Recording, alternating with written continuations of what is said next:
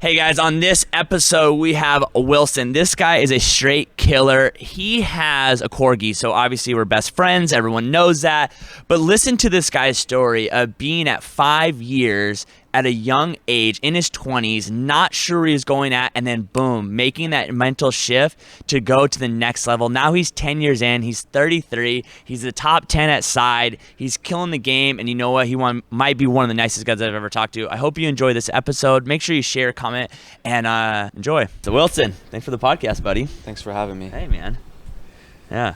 So I only know you through Instagram and your dog, just so you know. You know, honestly, me too, besides that one time we met at the side conference in San Francisco. It is so funny how, like, you know, obviously everyone talks social and everything that's like the number one issue with agents, but it's like we connect only through Instagram. We don't even have each other's phone number, only DMs. And it's like, and I feel like I know you so well that like this conversation or when I see you is like so natural. Like some guy walked up to you right before we did this. It's like, it's like based on what they see, it's like, oh, I know this guy. Yeah.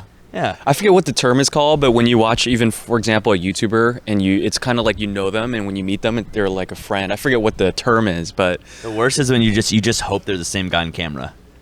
Yeah, because I'm sure we've all had our fair share of experiences of people that are different, for sure. I mean, the whole career of real estate, and now, you know, you got your top 10 inside, you know, congratulations on getting that award last night. Thank you. Like, when you walk around now, like, is it kind of weird, like today, like, it's sometimes weird for me, but is it weird, like, people coming up to you and you're like, hey, Wilson, my name is so-and-so, so nice to meet you, and you're like, I just sell houses, man, like, I'm just a real estate agent. Like, have you gotten used to that feeling? In some ways, because I'm just your normal guy. Mm-hmm. Like, I just see myself in their shoes, but 5-10 years ago.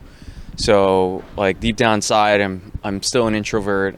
Like to read books, walk my corgi, just be at home. Drink a little coffee, a little pour over. It's just the 10 years of conditioning of being in the field, being in front of people. It's pretty normal. I think the only difference is time and the commitment. That's something I was trying to remind. Because how old are you? I'm 33. Oh, okay. So and you've been doing this for 10 years now? Yeah. It's crazy, man. I just turned 34. But it's like crazy, like, do you like look at everyone up on the panels, they're like in their 40s or their 50s and their 60s, and it's like, can you imagine like another 10 more years where you're going to be at? You know what? It definitely makes me feel good about it, because I'm proving to the world that if the median age of a real estate agent has been in their 50s, that people like us could do it. It just takes time. And in the next 10 years, there's probably going to be an evolution of what business will look like and who I become as a part of the process. Yeah. Do you ever see yourself getting out of production or no? Or you just like the game too much? That's been the conversation, but as you guys know, if you guys are in real estate, the listing side of the business is the most profitable. It's just a matter of how you structure it, and if you have someone you can trust to take all the listings after you don't do it anymore. Yeah. So what was the reason for you to get into real estate? Like 23 years old, like young kid, like what was it that kind of were like, hey, this is what I want to do? Yeah, something that I might have shared once or twice if you guys are able to find it. My parents used to be in business in the shark fin trade. Okay. Which meant I drove, and I never told my friends when I went missing for 2 to 3 days from San Francisco to Tijuana and Ensenada. And we had fanny packs of cash, and we meet the fishermen, get our inventory, ship it to Hong Kong, and the cost of doing business was, you know, someone seeing us in a box van, California plate, Asian people, the Mexican border patrol stopping you. They have rifles, they want to take your time for an hour or 2 hours, and at the end of it, they give you a white envelope and say, hey, just give me $200, I'll let you go. And that was the cost of business as a 15, 16, 17-year-old that I saw. I was like, this is an interesting way of conducting, you know, taking risk, heavy capital type of business to succeed. And when they sunset the business, it was a lot of influence on government saying they should ban it, and then prices would drop. So it's very insecure in the market. I just felt like, what kind of business could I get into that has, if I put in my hard work, time, and effort, could compound to something that's much more than me studying 40 credits of accounting and working and getting right out of college into a, you know, Big 4 accounting firm, which I studied for. Yeah. And I could never see myself sitting at a desk job. Yeah. Did your parents support the real estate, or were they like, let's go with something else? They did, which made it a little easier. For some that don't know, I'm Chinese, and the traditional household is, you have your family centered in many ways, where the approval of your parents is an important aspect of the culture. So they did support it, and at the same time, with the money that they made from business, they invested in real estate as I was a kid, and I was exposed to the management, to the eviction process in San Francisco, and just the selection of tenants, collecting rents and cash, walking into a house full of people, just doing business. That's cool, man. And it's funny. I want to go back on something that I feel like is an ongoing trend that almost like every producer I've talked to here is that everyone probably looks at you and me and a handful of other people that think we're like so out there, we're so extrovert, like we want to, and you're like, no, dude, I'm the same way. Like I tell people like this, like the party last night is so cringy to me because I'm like, like I'm just like, I hate like going in, like people, it's the same feeling that everyone else gets. We get the same feeling like walking up to a table where you don't know anyone. And you're Wilson. Everyone knows who you are. It makes it easier. It makes it easier because you're like, hey, look at me. But like, it is funny how all of us are the same introvert. Like, I just want to be like, I just want to do my thing. But it's like, I think that kind of helps us stay focused and do the things in real estate that people don't get. Like, it's not the look at me. It's the grind, the sit, leave alone, sit in front of a computer, like all the things you don't see on TV. Surprisingly, most of my team is made up of introverts, and I think there's a consistency in what you're saying where what you perceive as a successful real estate agent is someone that's a good networker, that puts themselves out there, which is true to a certain extent. We need to, but at the same time, they're really good thinkers. They're strategists. They're behind the curtains. They're the ones that are taking notes, thinking about what's the next steps to take in their business, planning out exactly where this podcast is going to go, who's the audience, why are they going to watch it, like all this stuff. Like what clips we take, like do we put it out? Do we not put it out? Like when do we put it out? Exactly. I think that's the thing. That's why I love Side, is because there's everyone you talk to are so major producers that you're like sitting there going like, okay, like you're like tinkering, like, okay, what is the things that no one else sees? Because it's like, we know, and I know watching you, it's like what's made you in the top 10 here is not what I see on social media. So it's like, hey, what do you like? You start picking at like, what about this? What about that? Who do you coach with? How do you do this? How do you do that? Yeah. And anyone's social media, as you know, is like that glimpse of that highlight reel, that snippet from the video that looks good, the photo that looks good out of the 20 that were taken. And that's why hopefully through stories, people could really see who you really are, how you live your day. And I think, some people walked up to me yesterday, it's like, hey, what advice would you give me? I said, just consistency, and share the bad as well. Share maybe you didn't win a client, and why didn't you win a client, and the decision making that went into the seller or the buyer's mind, and how you can improve from it. Because people want to see that you're imperfect, because then they can relate to you. Yeah, because then they don't think you're untouchable. Exactly. You're not a celebrity that they just admire and then they're starstruck, but there's no, it's a shallow relationship. Yeah, I think too is like, if you're not, I think self-evaluation is probably like the number one reason. Like, I think people don't realize is like, my brother was a real estate agent. He worked for me, and he always thought like, man, Adam, you're so hard on me. And I'm like, you think I'm hard on you? You don't know what's going on in my head. Like, I'm 12 times harder on myself. You just don't see it.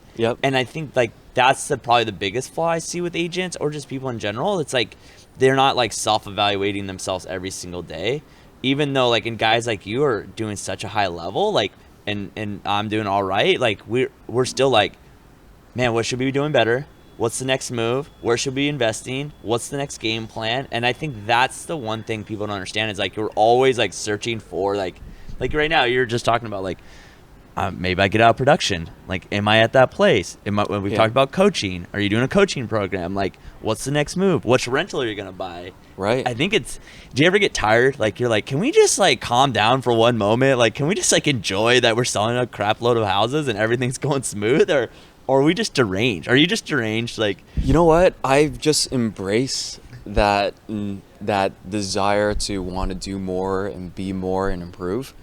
I think there is just innately, if I don't have something that I'm looking forward to even if it's the smallest incremental improvement, I'm super frustrated. Yeah. Yeah. What do you like? I know what I get excited about. It's like in a real estate transaction, I love when it's over because I feel like I've accomplished something. That accomplished feeling is like, okay, we did it.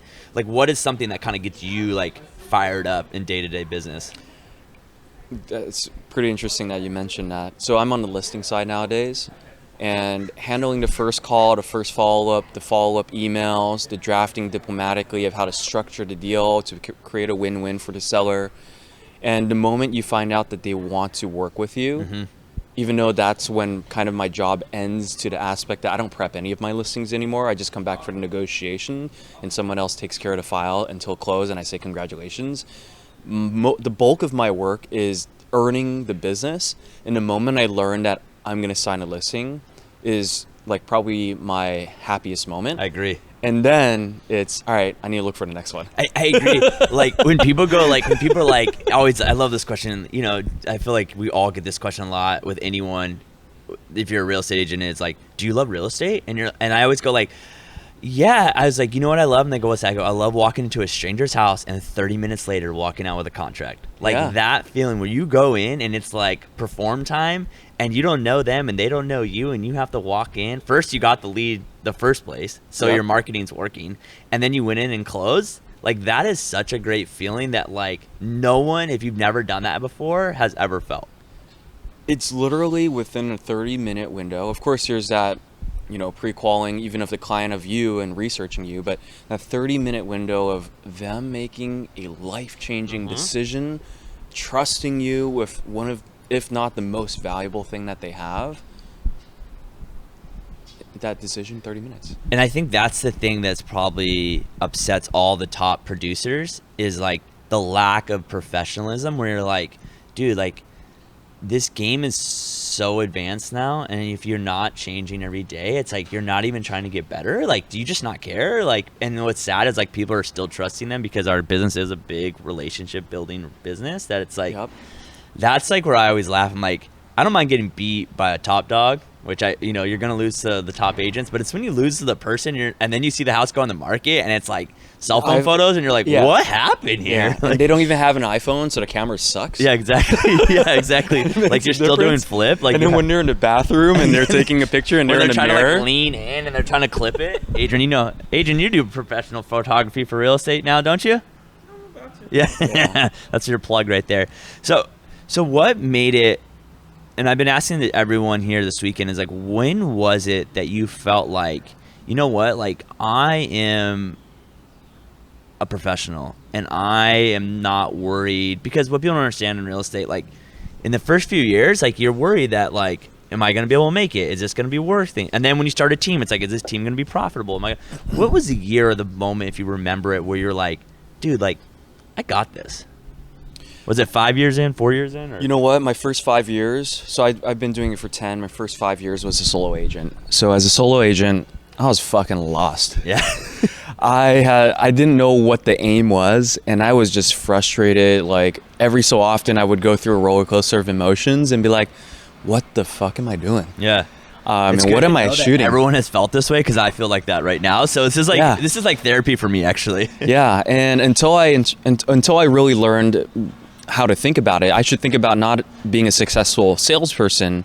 It requires me to be a salesperson that's successful, but more so a successful business person, where the bigger my team gets only equates to I'm adding more value to people's lives, internally with my team, externally with the people that obviously are our clients. But it also shelters me as a team lead that used to do 100% of the jobs, slowly further and further away from getting a job back if someone were to depart for whatever reason from the team. So the bigger the team, the more opportunities I could create for my people, but also if they do leave, the further away I am sheltered from getting the transaction coordination job, the listing coordination job. So finding really good people means that you should be able to scale your business if they're supporting you in the right ways, because then you can focus on hopefully something you're good at. And going back to the love of, do you love real estate? I love real estate to the way that I'm actually helping people accomplish something. And real estate is just part of the process that they have to either liquidate or they have to purchase. So, and real estate is the vehicle that we're transacting. Yeah, I think the thing is, like, you start getting to a point where you know how bad it can go, and you almost are like, listen, if it goes bad, I want to be the guy to solve your problem. You know, and that's the thing that people don't understand. It's like, the more experience you have, the more things you've seen, the more chances you have, the more all of that, it's like the better chance you have for that mistake. Or like, you see that mistake coming, and you're like, oh, we need to pause. Like, this is going to be this, when this normally happens, something bad's going to happen. We need to like cut ties or whatever we need to do. I can't agree with you more. Like, sometimes as agents, we want the easiest deal. Easiest as in it's streamlined. We know exactly what's going to happen. Plan A executes. The market's great. We can put us on the market first day, 20 grand over, all cash. Let's close in 10 days. Yeah. And honestly, you build a bigger business by taking on and tackling the harder problems. The person that doesn't truly believe in what you do and wants you to discount, but you have to justify why it makes sense to work with you. Or the person that has been burned before and you have to work extra hard to earn their trust and to really solve that problem of helping them think about it in a different way. Yeah. The bigger the problem, the more complex, the shittier the property even, the better and the more rewarded we are. Yeah, and I think it just kind of like puts you towards the test. Like right now, obviously we've been having a good market for a long time. I'm interested to see whenever that ends, you know, how many agents that got in, like me, like I've always been in a good market, like who comes out on the other side, you know? Yeah. Because that's going to be very interesting. I think like how many people, when it gets tough, like just saying hi to everyone, you know what I mean? You know, I'm worth a celebrity right now. But like, and then two, because social media is so heavy, how that looks and how people are going to be able to take those big losses online now. And that's going to be a very interesting, I think, dynamic in the real estate world, if or when that ever happens. Yep. One of my first mentors when I was a solo agent and I was not skillful, didn't know what I was doing, said the best time to gain market share is in a down market because most people are going to cut back on everything and most people are going to be in a place of scarcity and retraction. Yeah. And if you are able to just consistently still put yourself out there, commit your time to the activities that truly matter, even though the results are not going to be there, even maybe the business overall takes a dip because maybe the volume of transactions is less, that's when you can gain the most traction in the market, because as it starts to gain, you're the person that's been putting yourself out there. I think even like when COVID hit, you know, and everything got shut down, and we couldn't show houses, like I told the team, like, we're still coming here every day. We're still going to shoot content. We might play a lot. We're doubling down on content. We might play more video games. I beat every Mario. Thank you, Adrian, for bringing Mario. I've literally beat Super Mario, Mario 1, Mario 3. I beat all the Marios except Mario 64. I couldn't hate that game.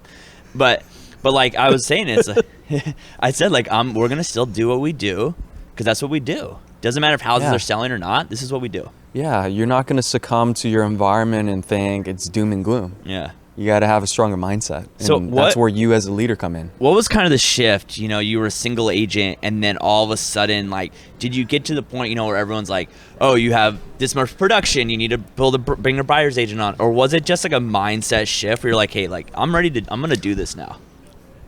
The truth is, when I hired my assistant, I was paying her about 40% of my GCI.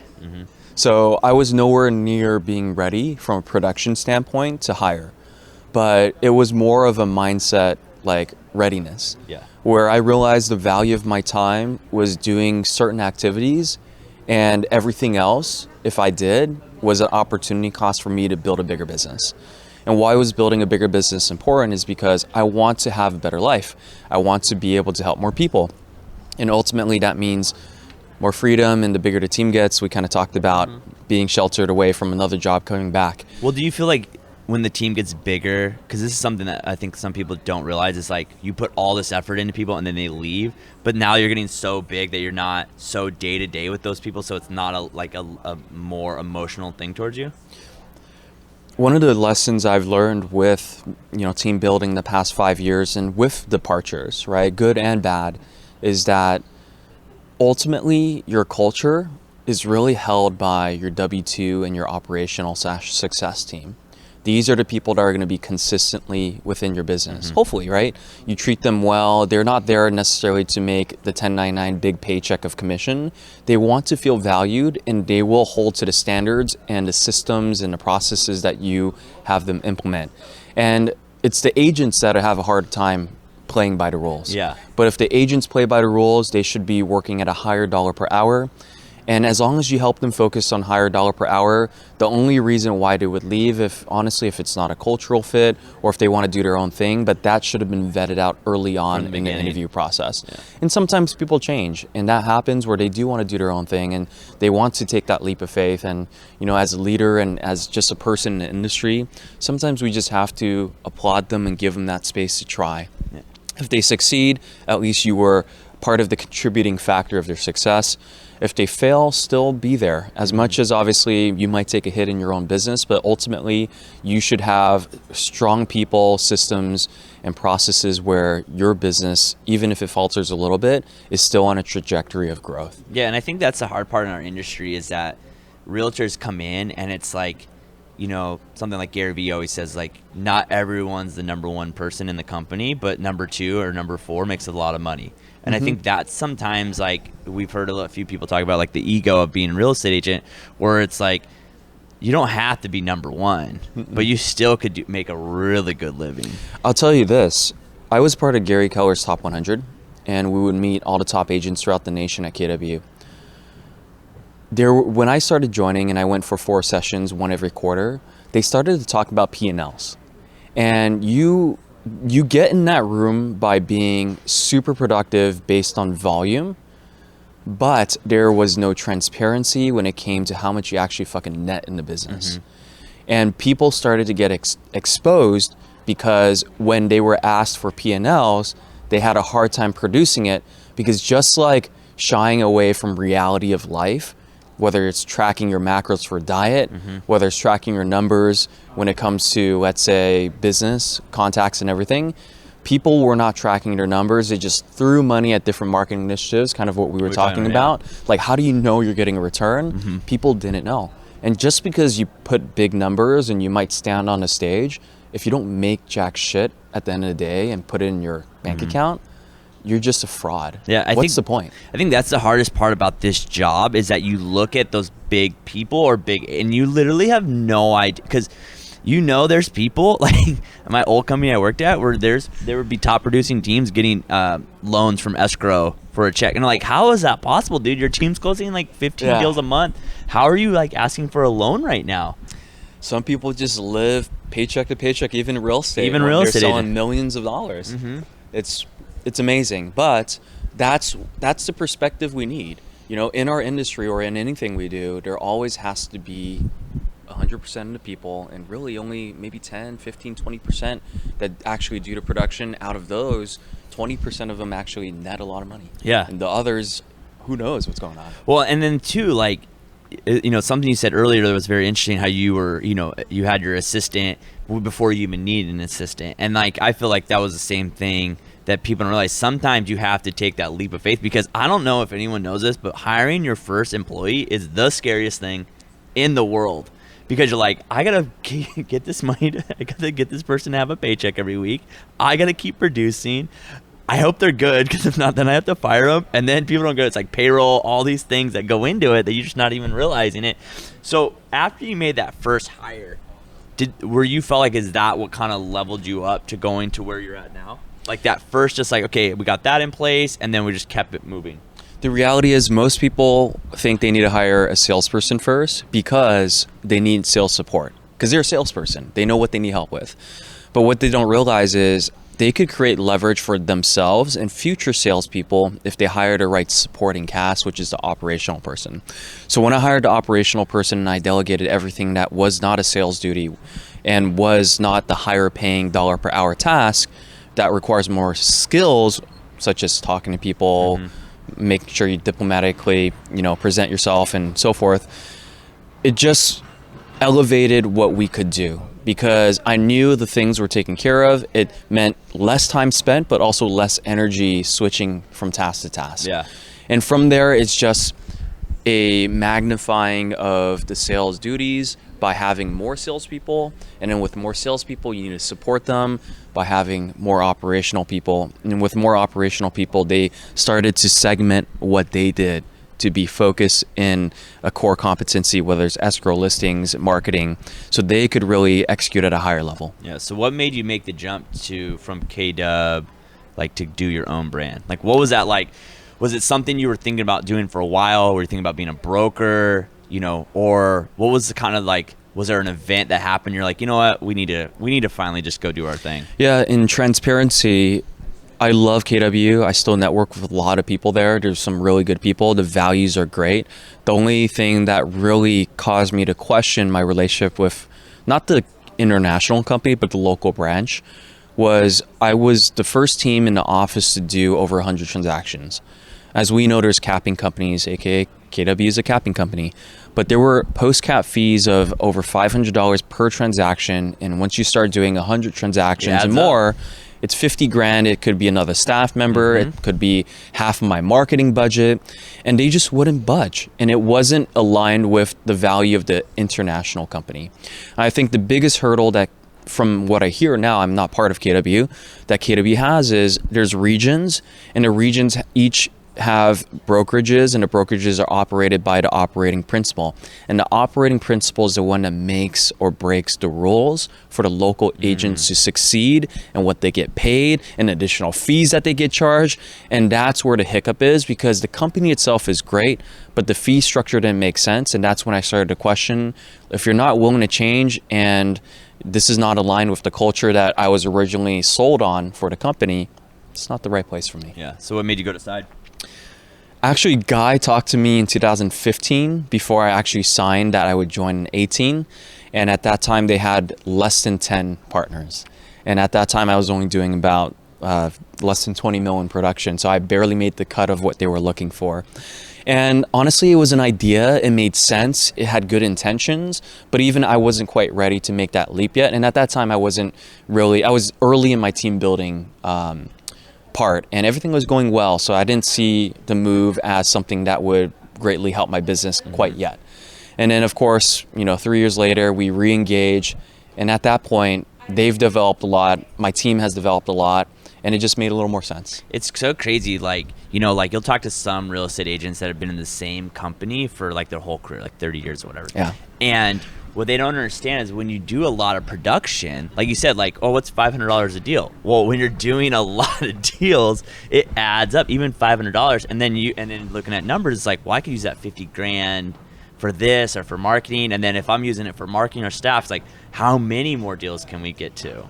It all comes down to opportunity costs. Opportunity costs of your capital, what can you do with it? Opportunity costs of your time, what can you do with it? And that's where you start scaling team or start valuing yourself more. So, do you ever struggle with like work-life balance? Like, obviously, like I said, we only know each other through Instagram, and it doesn't look like you do, because it seems like you have a lot of free time. But someone on your status with doing all these things, like, you know what I mean? How social's working. Yeah, social. So, like, do you ever struggle with that? And obviously, you're married, and do you? It's like, how do you keep that balance? Because it's like so many people get on the wheel, and they think. And what's crazy is like, the people that do like no production and they're like working like all the time. You're like, what are you doing? So how do you balance, like, is it staffing that's really been helping you, or just finally you going like, listen, this is what I got to do? Yeah, I'm very clear in the duties I need to have, and I could still work a lot. And Gary Keller is still someone I would consider a mentor. And one of the key things that he says is, if you're working more than 40 hours a week, you're really cheating. And you're taking away from yourself. So I can't say that I'm working less than 40 hours. I'm definitely working probably more. But this is a time to build. Yeah. I have less obligations. I don't have kids yet, right? I don't have as many things that I really need to not care about, but are my responsibility. Honestly, you talking about hiring your first assistant, my responsibility is making sure the 14, 15, 16 people a part of my organization are succeeding. Agree. Otherwise, I feel like I'm failing. I agree. And I need to feel super comfortable that the people I'm working with, I choose and I want them to be there, which I do, right? So it's basically an extension of family. Yeah. It's not my direct blood family, right? But it is my family, and I want them to succeed. So honestly, it's a commingling of the two. And as much as sometimes it's putting in more time, sometimes it doesn't feel like work, because I know I'm building a better future, not only for myself and my family, but for the people that are involved in the journey. And the best feeling is if I can look 5 years, 10 years, 20 years back. And then even now I ask my team members, dude, when we look back and we can see what we accomplished together, that's fucking exciting. Yeah. And that's why I love, like, people always ask me, like, how do you have an Adrian, or why you, I'm like, like, I love getting those notifications on Facebook from like 4 years ago. And then sometimes I'm like, oh my God, we used to do that? That's so cringy. Like, why would I ever set that marketing piece out? But it's so cool to look back now and be like, holy crap, we were doing this like 5 years ago. And now we're like, for you, like, it is unbelievable that 5 years ago, just because like we're going back to just me, like for your first 5 years you were kind of a shit show, and had no idea what you were doing, and then you hired an assistant when you shouldn't have, and then all of a sudden 5 years later, now you're the top 10 at side, and we're in a massive company, and you're growing like crazy, and you're doing coaching, and it's like that shift from like literally, like, if anyone's watching this, the inspiring story of like, you can change like that. Like, it can change so quickly. You just gotta, like, I think, like, mentally make that shift to go to the next level. Because I bet you're not working harder. You should be working, like, what we should be working smarter. Another way of saying it is, what can I do today to compound my time and my money and my efforts in the future to make my life easier, right? So, or simpler. But yeah, going back to your point, the journey is what people don't see. The first 5 years of struggle, they don't see, right? Unless someone asks me. But all they see now is me smiling, enjoying the conference, having conversation with you. And people coming up asking for your autograph before the podcast. No. But yeah, it's what people don't see, and it's part of the journey. And it seems like it's really quick success, because 5 years looking back, it does seem like it's gone by really fast. But honestly, there's a lot of headache that go through, like, there's a lot of problems that have to be solved during that period of time. There's just so much that happens, but you don't see it. Yeah. And that's why I love having conversations off the mic with you guys, and like people doing like production where I want to be one day, where it's like, okay, that guy still has the same problems that I have. Like, so then I'm thinking like, okay, well, if we have the same problems, like, why don't I'm going to have the same problems here that I'm going to have there, so why not just do that? You probably know who Ed Mylett is. Yeah. I love one of the things he says is, and it makes sense, he says that the more successful you are, the more likely you have more insecurities that are ingrained in you. Like, you have more insecurities. And that's true.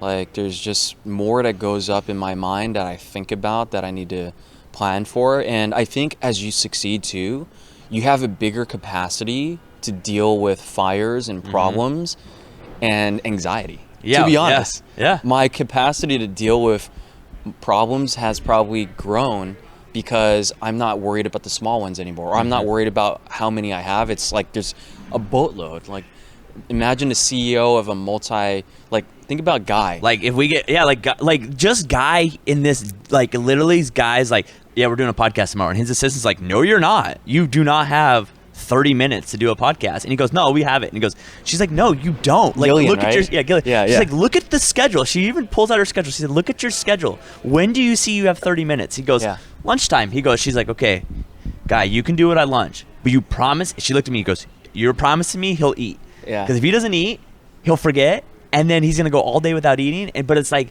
even Guy, you don't even realize the fires that guy is putting out right now. Yeah. The stresses, the time, all the meetings, the shit that he has to deal with, as much as he has a comprehensive team supporting him. Yeah. And then it all goes to him. Exactly. And then he's the guy DMing me at 11:30 at night on Facebook Messenger, and I'm like, who are you, dude? Yeah. And that's when you could respond. Exactly. But I think that's what's so cool about this place, and I think, like, that's why I love Side, is that, like, everyone, it's such a small, not a small company, but like, it feels small, where like everyone's access to everyone. Yeah. And like, even like Guy, like, to think like someone who's such a new partner doing and have the access to them. Suit jacket, sweats, and Yeezys. Yeah. All day. Literally Yeezys. Dude, the brightest shoes in the room. Yeah. It was awesome. So, 2020 was a weird year. 2021's been a great year for everyone. What direction are you trying to push the team that, obviously everyone wants to do more deals. Mm-hmm. That's a give. Everyone wants to grow, obviously. But what is something, maybe culturally, something with the team that you guys are really shooting for to finish off the last quarter of the year going into 2022? Our mission is to help families build wealth, and obviously that is the clients that we help. More importantly is, in order for us to help our clients, we need to have a team that is engaged and that feels like they're doing something that's worth their time and worth their while. So one of the things that I've been getting more and more exposed to is making sure that from a tax strategy standpoint and from a passive income standpoint, that I could eventually be in a position to help source commercial deals out of state, making sure that I can get my team involved, because that really improves the quality of their lives. Yeah. I think at a certain extent, each salesperson will reach a goal of 12, 24, or 36 deals a year and be happy. But what are they going to do with the proceeds of their success?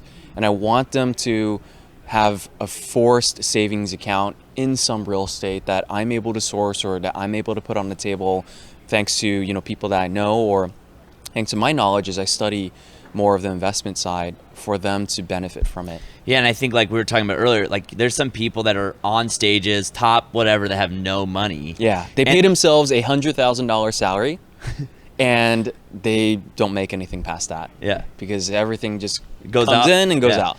It's something that I don't think people realize when you take on building a company. Like you said, they're like your extended family. It's like we want you to do well.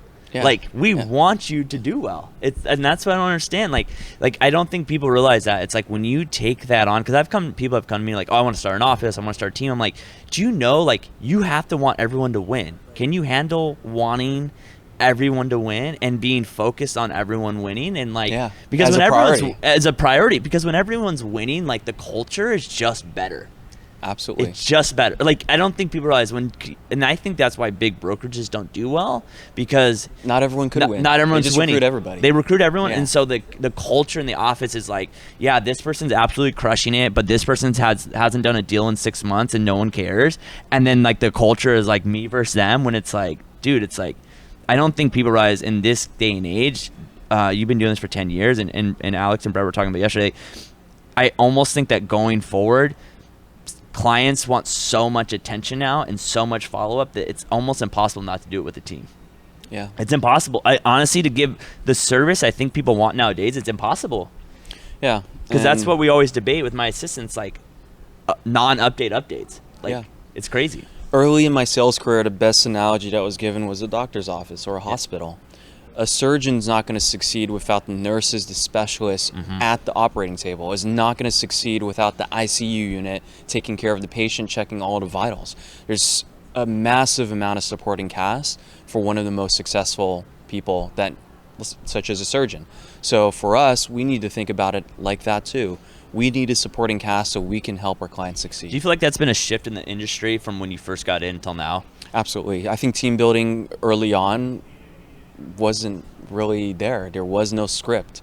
There was no business plan for it. And now there's more and more conversation about it. It's crazy. Like I look at like the teams here just on having conversations, and teams maybe back home, where like the teams back home is like, we're just going to pump the teams full leads, and we're just going to, it's like a puppy mill. Like we're just going to run them through. But like up here, it feels like everyone runs their teams so much differently. That's going to be more sustainable over time. Whenever maybe Zillow changes or like you guys, I feel like will have the ability to make the transition where other offices, like we're just going to pump 30 G's a month into Zillow and make it a call center. And then you just see burnout, and then you turn and burn. And it's just like, maybe that's why I'm jaded with teams, because that's all I've seen. Yeah. And I've seen, like we were talking earlier, like people like get massive and then collapse under the pressure and do other things in life. Probably because they're not making jack shit and they're fucking worried. Because their expenses only go up over time. And that's the thing, is when you're just buying the business, it's always going to go higher and higher and higher. You know what? That's the crutch. The crutch and the handicap is going to be that day that the model does change for a lead source. And you built a team and you've sustained the team and you're feeding your people from a lead source that you have no control over. So that's why as a business person, you have to hedge for that. You cannot depend on another company. You have to depend on yourself, your reputation, your brand that you have in your marketplace. Yeah. And that's why fucking Resilient is going to be the fucking top dog in Riverside. Yeah. And So, I man, believe that. thanks, man. Just putting your mind to it Yeah. and having the right people, which you have. We got the supporting cast and then, right now. and then we're hiring Wilson as a coach after this. He just sold it on. Joey. He was pitching me earlier. He's like, so I think you need to hire a coach that's kind of like built a team, kind of in the same market space. Like when he was 5 years in, he was kind of where you were at, and like, you know, I think that's probably the best. Maybe be Chinese. I'm just saying. I feel like that would be good for you. And appreciates corgis too. Yeah, you know appreciates corgis. I mean, like, I maybe know a guy that could coach you that's all three of those things. You know what I mean? So, obviously, make sure you interview more than one. yeah. I'm gonna go. Yeah, sign this first, and so. Obviously, everyone who watches this are real estate realtors, especially young realtors, and it's been inspiring just in these few days talking to people where it's like we were all shit shows at one point, and then we got through it. And obviously it's always consistency and whatever, but what do you think the one thing about you that has been able to make it 10 years? Because you are, what people don't realize, the average agent is out in 2 years. We have a 95% fill rate. So what is it about you, do you think, we can end it off on this, that has really helped you just to maintain and be in the industry and, do what you do? I think two things come to mind. First is self-analysis, really knowing my flaws, what I'm really bad at. Yeah. Some people shy away from that, but I think it's really important to know what you're really good at and what you're really not good at. Mm-hmm. And I think secondly is, because of you knowing that, you should always be a forever student and forever humble about it. Like, I'm never going to be that person that's going to... You see so many successful people that believe that they've made it, and they show up that way. And that is the moment that they're going to likely plateau. Like, you see Brett Jennings that you had a conversation with. He is the most unassuming guy to do $1.2 billion in 2021. Yeah, right? And then he's in cap, yeah, dress shirt. Like, who is this guy? And he's just like shuffling, like I'm just a normal dude. And then you sit down and talk to him, and you're like, he's just a normal dude. He even said, he's like, I'm just a normal dude. Yeah. Like, we're all just normal dudes. Yeah. So you're never above or below anything, any job, any task. I fucking still take out the trash at the office when no one's there to do it. But there are going to be people, whether it's generationally that you profile or people that you see on stage or on social, that are prima donnas, mm-hmm. that have an expectation of how they should be treated, have an expectation of what they should or shouldn't be doing. And that's just not right, man. Yeah. We're fucking human. We got to do what it takes.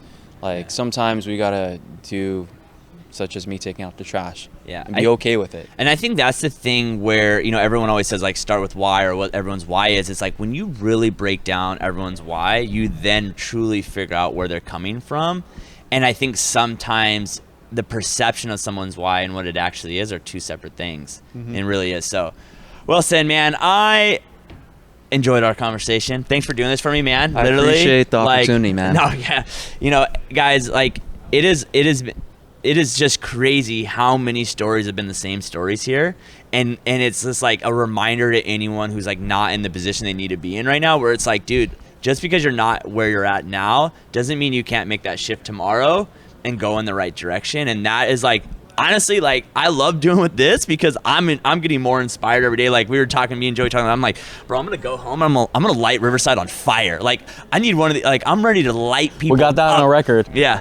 So Wilson, appreciate you, buddy. Thank you. Man. Looking forward to more things with you. And until next time, guys, peace.